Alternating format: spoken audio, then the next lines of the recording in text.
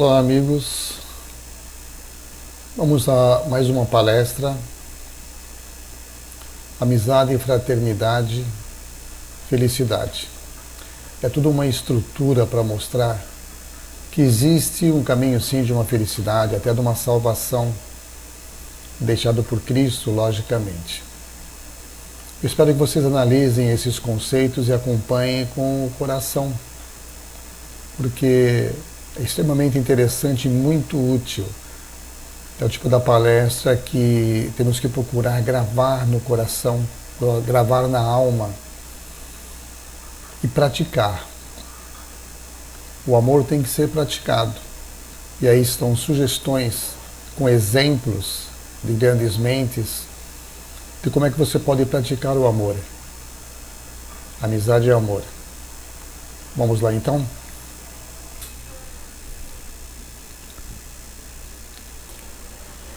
Segundo a Bíblia, Deus criou o universo. Primeiro Ele fez a luz, no segundo dia criou o céu, depois as terras, os mares, no quarto dia estrelas e o sol, os animais aquáticos, depois os animais terrestres. É interessante que está lá. Deus criou o homem para a sua glória. Se olharmos a etimologia da palavra glória, nós vamos ver que é alegria, resplendor. Então Deus criou o homem para a sua alegria. Podemos interpretar de uma certa maneira assim: um dos primeiros sentimentos de Deus foi ter amigos para manifestar o seu amor, por exemplo. Então vamos analisar a amizade, o ser amigo. Preste bem atenção. A amizade, ela é um princípio universal. Princípios são leis que regem o universo. Então, a amizade é uma lei que você vai encontrar aqui na Terra e em qualquer planeta habitado do universo. A amizade é você ser responsável por. A amizade, ela é fidelidade a uma causa. Você é espírita, você é fiel a essa causa, então você tem amizade à causa do espiritismo. A amizade, ela não depende do outro, ela é algo muito superior. Porque algo que é absoluto, como a amizade, não pode ser dependente. Eu sou amigo se ou não sou amigo se. Então a amizade é muito mais. Ela não pode depender do outro. O amigo é aquele que vê e faz. É você que está andando na praia, vê o lixo, pega e coloca na lixeira sem se preocupar se alguém está vendo ou quem foi que jogou o lixo. A amizade é proteger e amparar quem precisa. Então você ampara alguém, você ajuda alguém, então você é amigo. Amizade é dar o alimento. Se você se junta com pessoas que levam uma marmita, por exemplo, você está sendo amigo. E aquela pessoa é teu estranho, mas não deixa de ser teu irmão. Amizade é dividir o trabalho. Você já percebeu, centro espírita, por exemplo, aquelas pessoas que dão um passe, que aplicam, que participam, como elas são amigas, como é gostoso você pertencer a um grupo onde todos trabalham.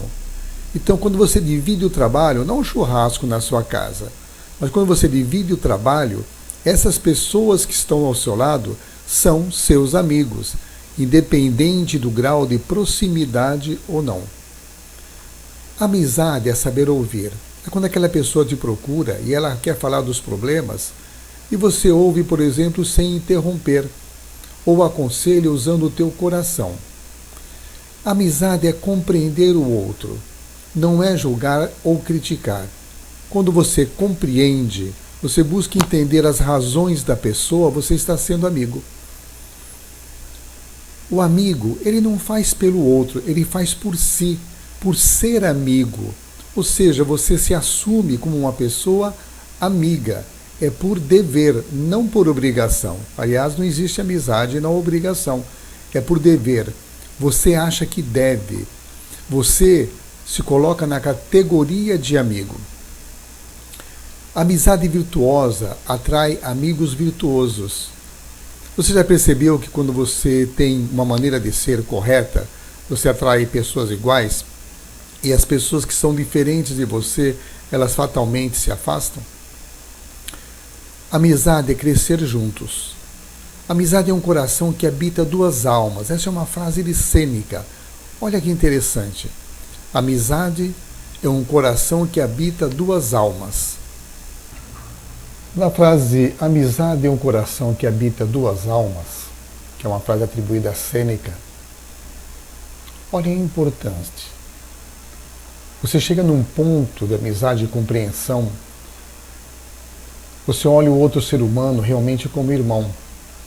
Então você tem aquele desejo de que esse amor que você tem, esse carinho, essa amizade, ela possa ser sentida pelo outro como você. E para que ele sinta, é preciso que você sinta por ele. De uma maneira tão forte que a pessoa vai sim sentir, vai ser recíproca. A amizade, ela elimina o egoísmo, porque ela não é por carência, ela é por abundância. Então você tem uma condição, você trabalha, você produz, você é uma pessoa bem-sucedida. Então você olha para a humanidade e fala, eu quero ajudar. Aí você escolhe algumas pessoas próximas a você, que você identifica, que você sente pela aura, que ela é semelhante a você, que ela é confiável. Primeiro precisa ver se é confiável, você tem que sentir isso. E teu coração dá a certeza se a pessoa é confiável ou não. Então você fala, puxa, eu sou capaz de produzir, eu sou uma pessoa competente, eu faço muito mais do que para meu consumo, então eu quero distribuir. Eu quero ser essa pessoa que distribui, que dá, que divide. Porque eu percebo que quanto mais eu dou, mais eu tenho. Essa compreensão te leva à amizade. Então você quer dividir, você quer ajudar alguém, você quer fazer. Então, a amizade é compartilhar o melhor. Você está num lugar e fala, puxa, aqui é tão bonito, que bom se essa pessoa, aquela estivesse aqui. Então isso é uma amizade.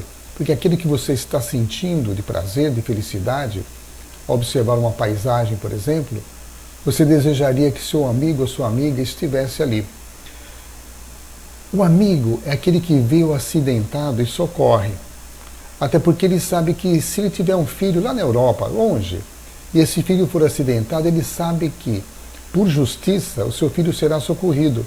Porque a justiça não falha. Estou falando da justiça de Deus, logicamente. Amizade é confiar no outro tanto quanto em si mesmo. Então você precisa sentir a pessoa, analisar e elegê-la sua amiga. Ou seja, você vai projetar a sua amizade para ela. Então, amigo é um ser para dar a minha vida. Esse é o sentimento. Porque a amizade é aliança com eternos. A amizade, ela te imortaliza. Você é assim? Então nós somos amigos. Mesmo que eu não te conheça, você tem esse princípio, é assim que você age? Então considero você meu amigo. Ser amigo é ser a mão de Deus. Pense nessa frase. Você está agindo, você está sendo caridoso, você está amando porque você é amigo. Você é a mão de Deus. Amigo é tudo aquilo de bom que a gente espera encontrar no momento de dificuldade. Quando você reza para Deus e Ele te atende porque você merece, é sempre através de um amigo que vem essa ajuda. O ser humano. Quando os Adães foram criados, Adão é primeiro os seres humanos, Adães, né? Eles foram projetados mentalmente pelos arcanjos Jeová, que eram os construtores das formas. Obedeceram a estruturas pré-existentes, que são os arquétipos. Então, os homens foram programados para ser futuros deuses. Lembra Jesus? Sois deuses, não vos apercebeis disso.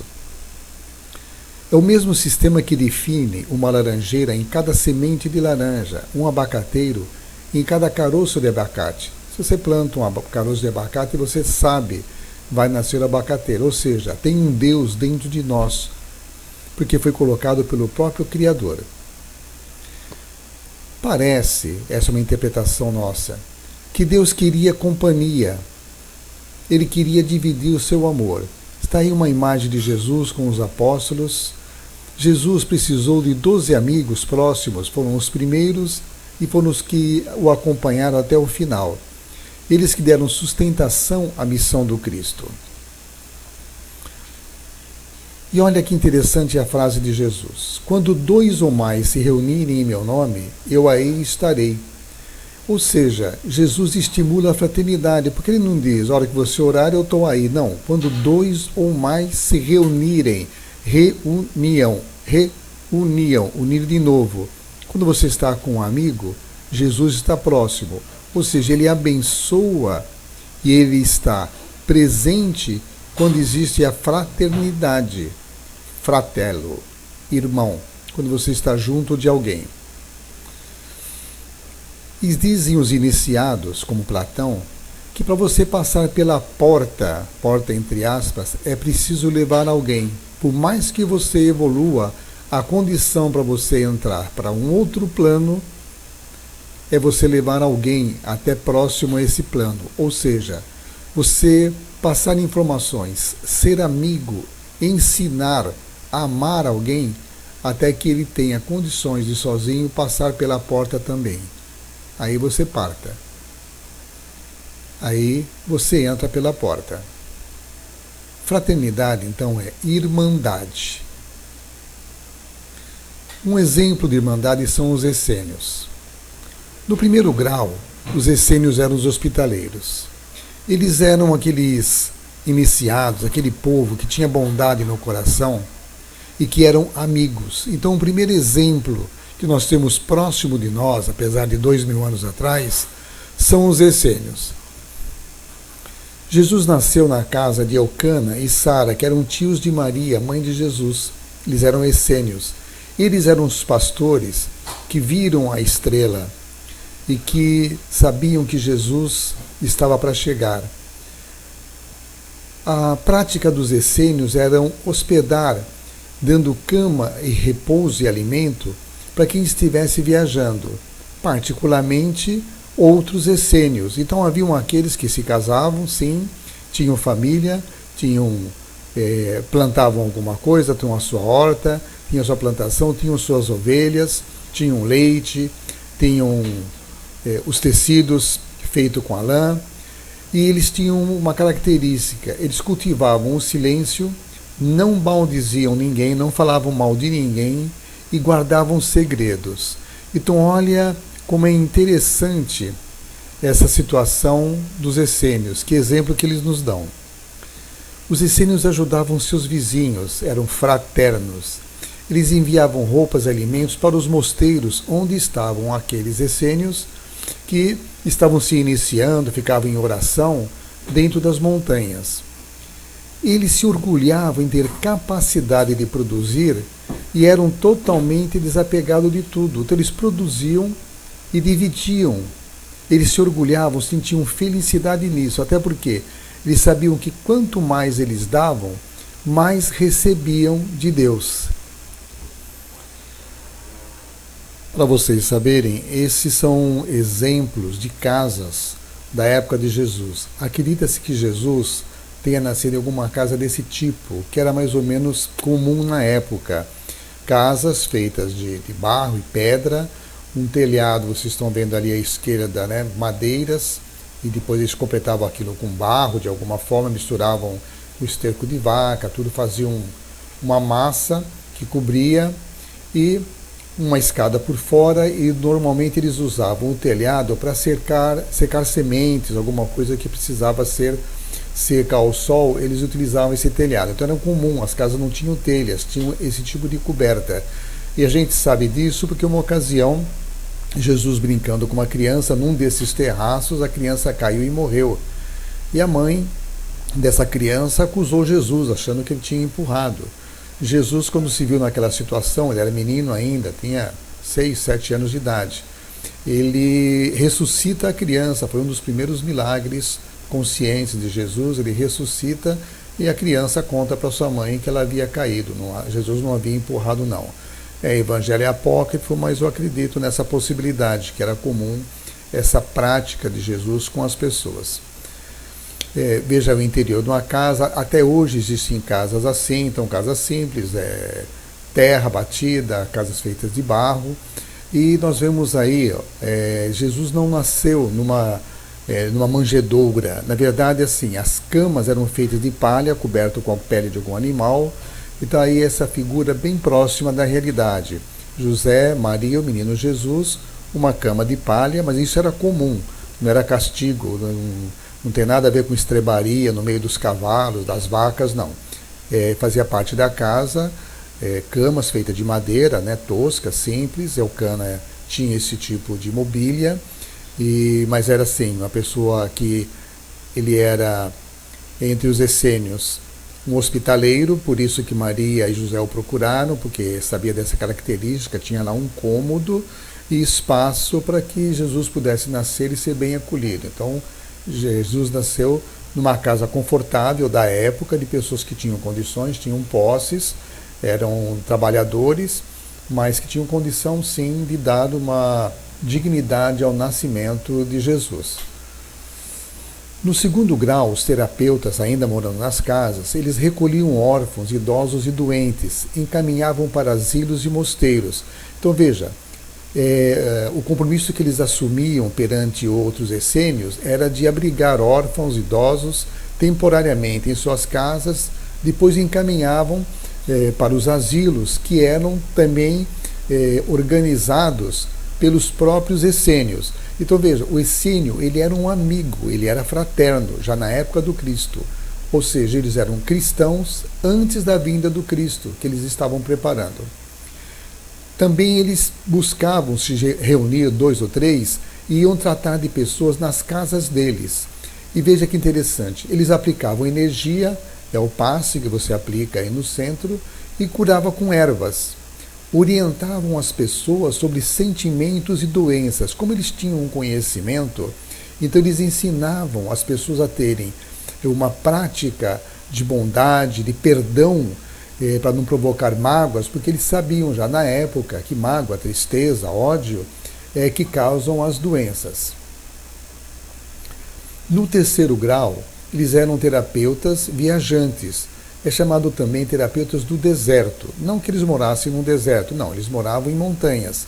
Mas eles iam de um lugar a outro, em casas do interior, levando alimento, levando remédio, e eles se hospedavam exatamente na casa dos essênios, que tinham um espaço, ou seja,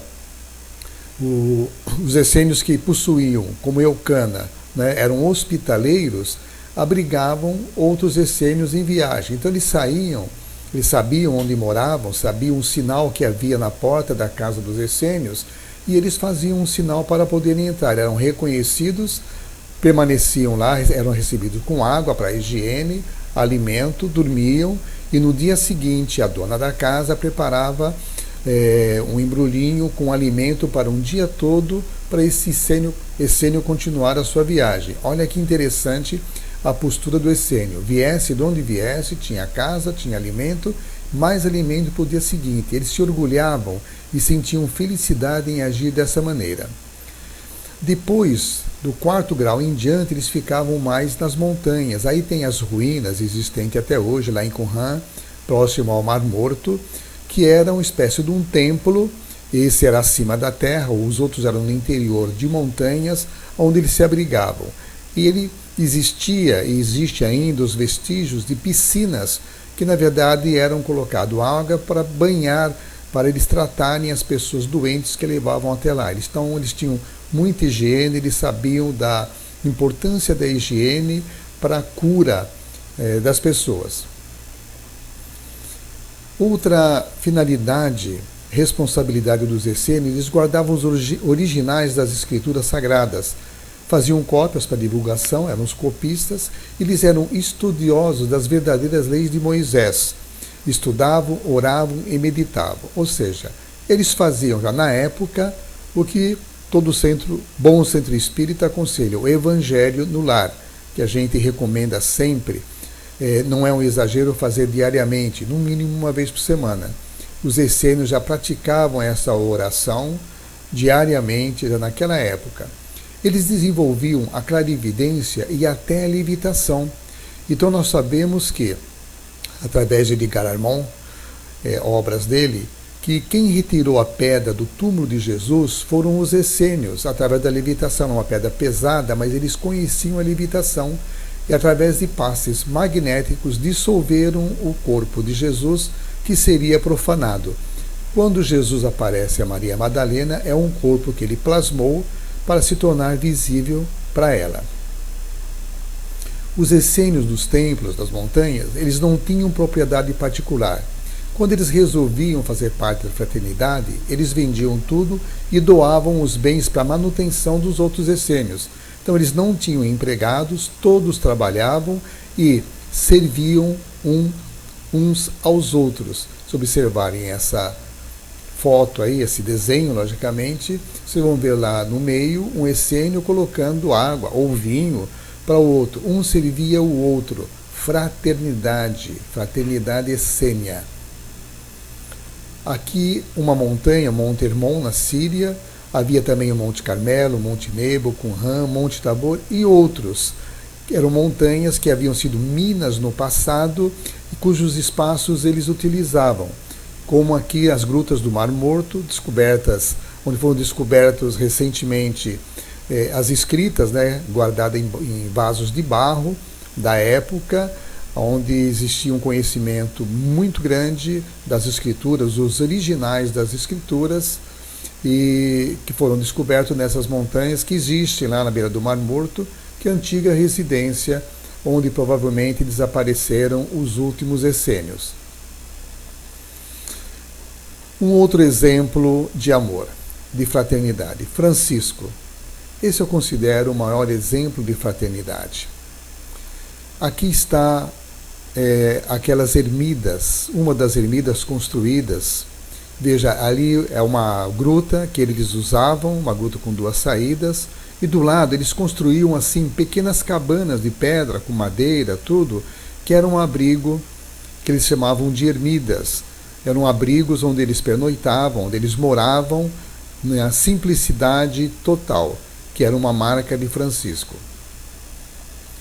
Ele andava muito, aí seus apóstolos, ele pregava, normalmente no público, andando, caminhando, caminhou muito, andou e deixou histórias muito bonitas. Nós temos o livro Contos de Francisco, com 140 dessas histórias maravilhosas, exemplos de fraternidade. Nós vamos contar algumas que são bem pertinentes ao tema. Havíamos trabalhado demais, eram muitos os doentes que se aproximavam de Assis, sabendo que seriam cuidados por Francisco e por nós. Alguns irmãos estavam tão exaustos que, de carregar água, mendigar roupas e alimentos, dentre a população, na maioria miseráveis, que deitavam no chão e adormeciam ali mesmo. Vendo finalmente Francisco sentar-se em um banco rústico, próximo ao fogo que fizera, de perto observava, como sempre. Não compreendia de onde vinha ainda a força para cuidar de nós, fechar os olhos com a mais bela expressão de paz, lábios entreabertos, num sorriso santo. Curioso, mas com receio de interrompê-lo, aguardei alguns instantes. Logo, ele abriu os olhos em minha direção e disse: "Parla, Angelo.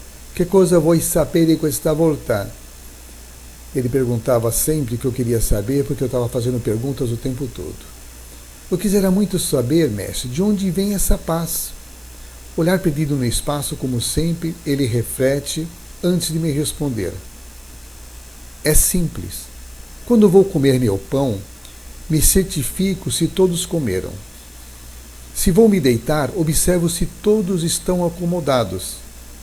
Se me agasalho no frio, vejo se todos estão agasalhados.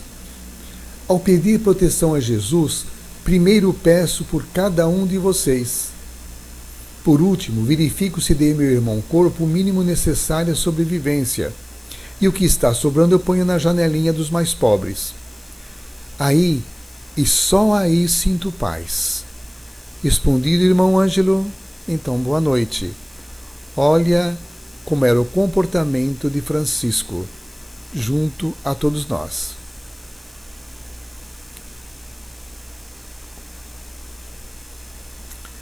A importância do abraço. Prestem atenção nessa lição e eu peço a Deus que vocês incorporem na vida de vocês essa prática.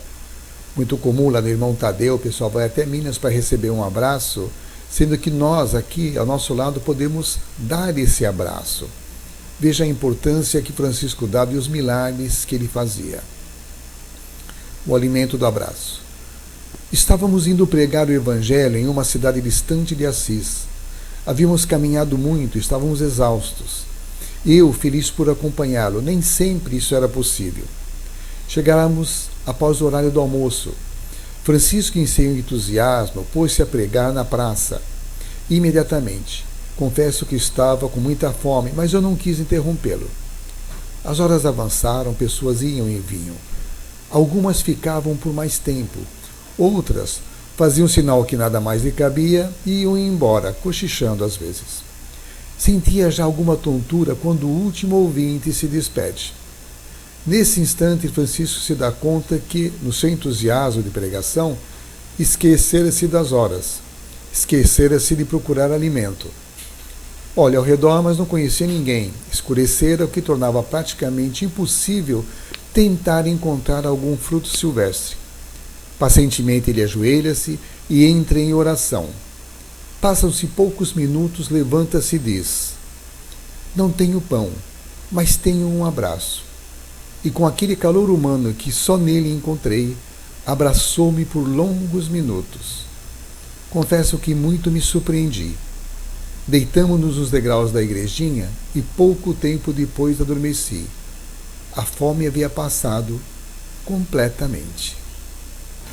Outra história muito interessante. O abraço em Rufino. Nas suas eternas caminhadas em busca de auxílio, por uns tempos Francisco passava no sítio do Sr. Rufino. Homem fechado, avesso a amizades, quando percebia a aproximação do nosso irmão, recolhia-se rapidamente e fechava as portas. Sabia que iria pedir algo e ele não era acostumado a dar nada. Francisco se aproxima, grita seu nome e, mesmo não ouvindo respostas, deseja-lhe um bom dia e abençoa-o. Foi assim por algum tempo. Um dia o nosso irmão parou diante da porta do sitiante, sabia que ele estava lá e bateu uma, duas, três vezes, silêncio. Sabendo que Rufino lá se encontrava, ele grita de fora: olá, meu irmão, desejo dar-lhe algo. O silêncio permanece. Ei, Rufino, não quer saber o que é? Talvez movido pela curiosidade, ele abre a porta e lentamente vai saindo, num movimento de extrema lerdeza. Pacientemente, Francisco aguarda, e quando vê que ele está totalmente do lado de fora, dá-lhe um tremendo abraço. Sei que estás precisando disso, meu irmão. Paz e bem, fica com Deus. Virando-se em seus calcanhares, rapidamente se afasta, deixando o agricultor perplexo e paralisado. Dias depois, ao passar novamente no caminho costumeiro, lá estava Rufino, com um pequeno embrulho em tosco papel. Ameaçando até algum sorriso, entrega-o a Francisco. Novo abraço, e daí para frente nosso pai já contava com a colaboração simples, mas permanente do nosso renovado irmão. Na minha ingenuidade, não entendendo o porquê da conversão, um dia perguntei a Francisco: o que aconteceu? Apenas dei a ele o que todo ser humano precisa: amor. Se vocês observarem, como é bom quando você dá e quando você recebe um abraço. Quando você passa aquela energia, quando você sente, é uma troca de energia. Como é prazeroso um abraço. Isso deveria ser prática permanente entre você e seu amigo, aquele que você eleger amigo, a começar pelos teus próximos. Outra historinha, a doçura que convertia. Francisco dividia seu tempo pregando o evangelho em praça pública, pedindo esmolas e cuidando dos seus irmãozinhos. Muitas vezes saía enxotado por muitos que não o entendiam. Outras vezes era humilhado por amigos de outrora, dos tempos de juventude e frivolidade. Aproximou-se de Francisco um rapaz, jocoso, e logo foi cumprimentando. Olá, padre. Não sou padre, apenas um irmão. Claro que você é padre, olha a sua roupa. Não, sou apenas um irmão. Mas ao dizer isso, Francisco olhou com tanta ternura que fez com que o rapaz se envergonhasse e, mudando de tom de voz, ele completou: como é que eu posso ser teu irmão se sou apenas um orgulhoso e inútil ser? Francisco responde: é só despir-se do orgulho e vestir o traje do amor. Posso te dar um abraço? Visivelmente comovido e em baixo tom, ele responde: claro. Francisco então o abraça tão apertado que nos fez sentir inveja, ficamos com ciúmes. Retira-se, deixando-o paralisado.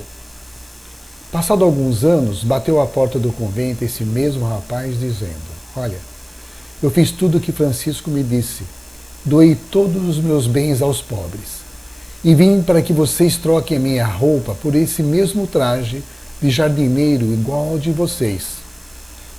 E a partir dali, a ordem dos frades menores ganhava mais um irmão. Esse irmão foi companheiro, próximo de Francisco e muitas vezes seu porta-voz junto aos mais abastados da cidade. Ele era incansável no trabalho que realizava junto aos necessitados. Não foi o primeiro e não foi o último a ser tocado no coração pelo contagiante amor de Francisco. Olha a importância do abraço, quanto Francisco mudava a pessoa, o sentimento, o milagre que ele fazia a partir de um abraço. O abraço, uma expressão de fraternidade. Ao deixar a vida de riqueza e aparências, Francisco deu exemplo de amizade e fraternidade. Ele cuidava de todos como a mãe cuida dos filhos. Olha a postura de Francisco. Ele ensinava-nos a fazer o mesmo, um cuidar do outro, como a mãe ou o pai cuidam de um filho. Ele dizia que nós éramos mãe e pai ao mesmo tempo. A sua felicidade e a dos companheiros atraíam homens de todas as partes do mundo. Muitos ricos e infelizes, outros pobres, principalmente de amor. Então, algumas pessoas eram ricas, tinham poder, tinham posses, mas deixavam tudo, doavam às vezes para a fraternidade e iam lá conviver com Francisco, porque essa maneira de ser, de amizade, de fraternidade de Francisco era tudo de bom. Ninguém tinha aquilo, mesmo às vezes tendo alguma família, e outros, a maioria nem família tinha. Então, quando se aproximavam e eram tratados com esse carinho, com essa fraternidade, com esse amor por Francisco, as pessoas se encantavam e se tornavam felizes. E ele era também, por essa atitude, um homem extremamente feliz. Buda dizia: o que pensamos hoje, seremos amanhã.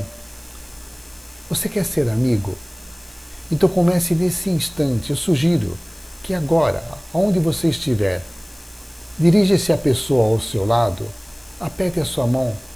Se for possível, dê um abraço. Lado esquerdo, lado direito. Tenha coragem.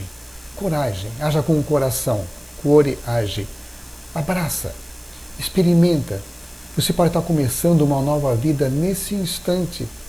Você pode estar praticando a amizade, o amor. Na sua vida, escolha uma pessoa dentro daquelas que você conhece e diga-lhe que você pretende ser seu amigo na prática.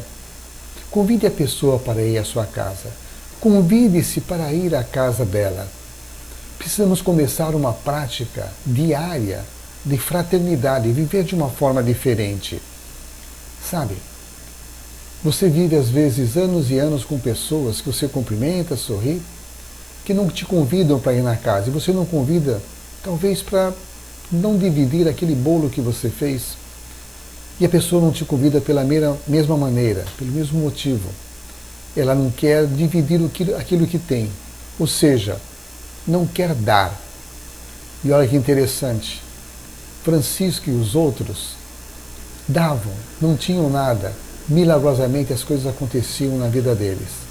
Os essênios, que eram hospitaleiros, eles se alegravam porque eles sentiam as bênçãos de Deus na sua vida, porque eles davam, eles dividiam, eles plantavam, colhiam e levavam para os outros. E eles percebiam que nessa prática eles tinham cada vez mais. Experimente isso. Experimente.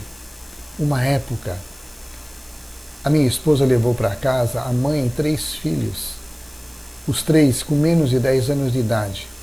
Nós tínhamos um salário ali razoável. A primeira preocupação é que fosse faltar. Nós éramos em 3, eu, uma mulher e uma filha pequena. Na época, bem pequena, com 4 anos. De repente, não éramos mais 3, éramos 7. Eu lembro que parece que o dinheiro brotava do chão. As coisas iam tão bem, os negócios eram tão abençoados, era tão nítido perceber que pelo fato de estar dando, estávamos sendo abençoados. Aqui eu apresento para vocês, meus amigos do grupo Lar Espírita Frei Beto. Está aí o pessoal, as panelas de feijão, arroz, linguiça, salsicha, legumes, que são levadas para as pessoas de rua, que para nós é uma festa. Eu talvez não recorde o nome de todos, mas eles são meus amigos, porque nós dividimos o trabalho fraterno. Aqui é a minha equipe de bike. Não vou colocar todos os amigos, porque nós ficaríamos horas. São pessoas diferentes. Não os conheço profundamente, mas são meus amigos. Uma razão muito simples. Quando nós saímos, cada um leva um tanto e coloca-se em cima da mesa. Biscoito, doce, queijo, pão, mortadela. É um verdadeiro banquete. Cada um leva alguma coisa, ninguém repara o que o outro levou ou deixou de levar. E nós repartimos. Nós repartimos a beleza da paisagem, do passeio, da saúde. É uma alegria muito grande, é uma felicidade. Então, uma pequena equipe, mas extremamente fraterna. Como eu quero bem essas pessoas, como eu louvo e agradeço a Deus ter esses amigos. Sempre começamos a refeição com uma oração. Abençoamos aquele pão que está ali e nos dá isso uma alegria muito grande. Fraternidade, amizade verdadeira. Aqui, um amigo que me ajuda, na verdade eu que ajudo ele no trabalho junto aos índios. Aqui embaixo na foto, esse rapazinho do meio é um cacique. Deve ter uns 30 e poucos anos, a responsabilidade de 94 pessoas. São 94 índios que dependem do seu José, esse seu José, do grupo Maria Modesto Cravo. É um trabalhador maravilhoso, humilde, simples. Como eu quero bem esse homem, que exemplo que ele é. Como é bom estar com ele. Ele é aquilo que eu posso chamar, posso garantir a vocês. É o amigo. Ele não faz nada para ele, é tudo pelos outros. Que homem, que amigo. Aqui a inocência das crianças em grupos. Como era bom a gente jogar bola, a gente brincar. A alegria que se dividia. Isso é possível. Por isso Cristo fala, é preciso se tornar como crianças. Podemos ser crianças hoje. Ser amigo é a prática do amor que nos eleva até ao céu de Jesus. É colocar esse céu dentro de si e vivê-lo agora. É a amizade que fraternalmente nos permite a felicidade.